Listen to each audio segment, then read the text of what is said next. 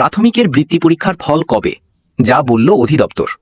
প্রাথমিকের বৃত্তি পরীক্ষা অনুষ্ঠিত হয়েছে, কিন্তু এখন অবধি ফলাফল প্রকাশ করা হয়নি। কেন ফলাফল প্রকাশের বিলম্ব হচ্ছে, কবে ফলাফল প্রকাশ করা হবে, এ বিষয়ে প্রাথমিক শিক্ষা অধিদপ্তর থেকে যা জানানো হয়েছে সেটাই তুলে ধরব তোমাদের সাথে।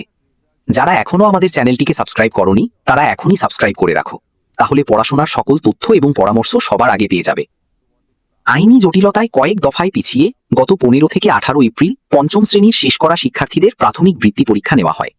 নির্ধারিত সময়ের 4 মাস পর অনুষ্ঠিত এই বৃত্তি পরীক্ষার ফলাফল প্রকাশ করার কথা ছিল মে মাসের দ্বিতীয় সপ্তাহের মধ্যে, তবে তা সম্ভব হচ্ছে না। এতে ফল পেতে অপেক্ষা বাড়ছে 6.5 লাখ শিক্ষার্থীর। জানা যায় গত 15 এপ্রিল বাংলা বিষয়ের পরীক্ষার মধ্য দিয়ে প্রাথমিক বৃত্তি পরীক্ষা শুরু হয়।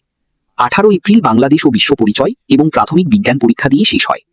এবছর মোট পরীক্ষার্থী ছিল 6,40,000-এর কিছু বেশি।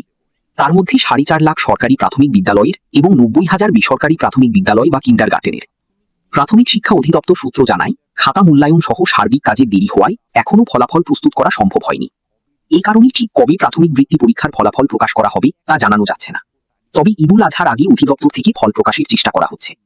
জানতে চাইলে অধিদপ্তরের প্রশাসন বিভাগের উপপরিচালক এএসএম সিরাজউদ্দৌহা বলেন, ফলাফল প্রকাশের একটি লক্ষ্য নির্ধারণ করা হয়েছিল, তবে খাতা মূল্যায়ন সহ অনেক কাজ এখনও বাকি। সেজন্য মে মাসের দ্বিতীয় সপ্তাহে ফল প্রকাশ সম্ভব নয়। কবে ফলাফল প্রকাশ করা হবে সেটাও বলা মুশকিল। ঈদুল আজহার আগে ফল প্রকাশ করা সম্ভব হবে কিনা এমন প্রশ্নের জবাবে তিনি বলেন, হয়তো ঈদের ছুটির আগে হতে পারে। খাতা মূল্যায়ন ফলাফল তৈরির কাজগুলো সময় সাপেক্ষ, শিক্ষার্থীও অনেক, সেজন্য বিষয়টি টাফ বা কষ্টসাধ্য। তারপরও অধিদপ্তরের কর্তৃপক্ষ চেষ্টা করছে, হয়তো ঈদের ছুটির আগেই এই ফলাফল প্রকাশ হতে পারে। প্রাথমিক শিক্ষা অধিদপ্তরের তথ্য মতে এবার মোট বৃত্তির সংখ্যা 82,500টি, অর্থাৎ মেধাক্রম ও জেলা উপজেলা ভিত্তিক হিসাবে শিক্ষার্থীকে বৃত্তি দেওয়া হবে। এর মধ্যে সরকারি প্রাথমিক বিদ্যালয়ের বৃত্তি সংখ্যা 66,000 এবং বেসরকারি প্রাথমিক বিদ্যালয়ের 16,500 শিক্ষার্থীকে বৃত্তি দেওয়া হবে। অংশগ্রহণকারী শিক্ষার্থীর হিসাব অনুযায়ী বৃত্তির অনুপাত হবে সরকারি প্রাথমিক বিদ্যালয়ের ক্ষেত্রে 8:1, অর্থাৎ প্রতি 8 জনে একজন, এবং বেসরকারির ক্ষেত্রে 5.5:1, অর্থাৎ প্রতি 5.5 জনে একজন শিক্ষার্থীদের। 2 ধরনের বৃত্তি দেওয়া হবে। ট্যালেন্ট পুলে বৃত্তি পাবে 33,000 শিক্ষার্থী আর সাধারণ বৃত্তি পাবে 49,500 জন শিক্ষার্থী। বর্তমান বৃত্তির হার অনুযায়ী ট্যালেন্ট পুলে বৃত্তিপ্রাপ্তরা মাসে 300 টাকা এবং বার্ষিক এককালীন 225 টাকা পাবে।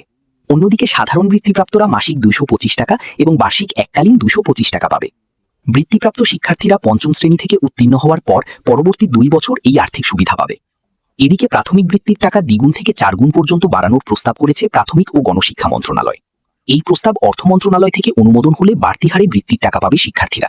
এটি আগামী 2026 সালের বৃত্তি পরীক্ষার্থীদের ক্ষেত্রে কার্যকর হতে পারে, যারা আগামীবার পরীক্ষা দিবে। প্রিয় শিক্ষার্থীরা, এই ছিল আমাদের হাতে থাকা সর্বশেষ তথ্য। এই বিষয়ে তোমাদের যে কোনো প্রশ্ন কিংবা মতামত জানাতে পারো কমেন্টে। দেখা হবে পরবর্তী আপডেট নিয়ে নতুন কোনো ভিডিওতে।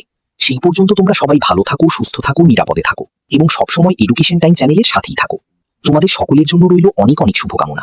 ধন্যবাদ সবাইকে।